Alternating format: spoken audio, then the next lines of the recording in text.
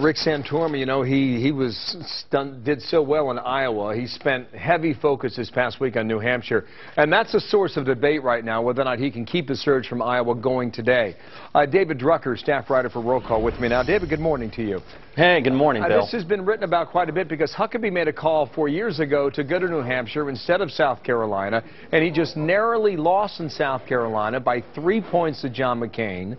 And even Fred Thompson was down there in South Carolina 4 years ago. He skipped New Hampshire, and you could argue that Thompson stole votes away from Huckabee to deny him a victory in the Palmetto State. How does Santorum now, who has developed a strategy where he went from Iowa straight to New Hampshire, I mean, it's on the line for him today. How do you think he does? Well, you know, it may sound counterintuitive, but I actually think Rick Santorum did the right thing by not skipping New Hampshire, because South Carolina voters look at the results of Iowa and New Hampshire, and they want to nominate somebody that they feel is viable. And by skipping a swing state like New Hampshire, a state that matters, I think you actually do yourself a disservice. And so I think for Rick Santorum, it's just about showing well enough to not look as though Iowa was a fluke.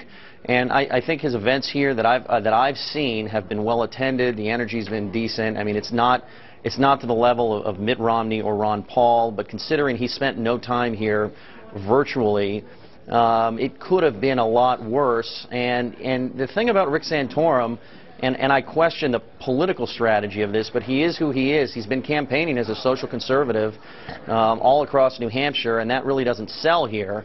But I think the fact that he came here first might actually help him in South Carolina. That is interesting. Santorum would make the argument that he won as a senator in a heavily regarded swing state of Pennsylvania, and so so his message can play in New Hampshire. Well, he did, but Pennsylvania, especially western Pennsylvania, is more culturally conservative than is New Hampshire, which has a strong libertarian streak, is not overly socially conservative, even among Republicans. And there's a heavy independent vote here that isn't big on social conservatism, at least in their politics. And so I think that's why New Hampshire is very problematic for Rick Santorum. Now, economically, he has a case to make on fiscal issues, and I think could be well received here over time if he were to end up winning the nomination. But I do think he would be better served to tailor his message, not change it, just tailor it for New Hampshire voters and focus on social issues where that would be helpful. Iowa's a good place for that, and so is South Carolina. All right, David, I've got to run. Huckabee got 11% 4 years ago. Does Santorum beat that? Not sure. I think maybe his ceiling's around 10%. Okay. David, thank you. David Drucker. Good to have you on. Thanks, Bill. All right. Martha?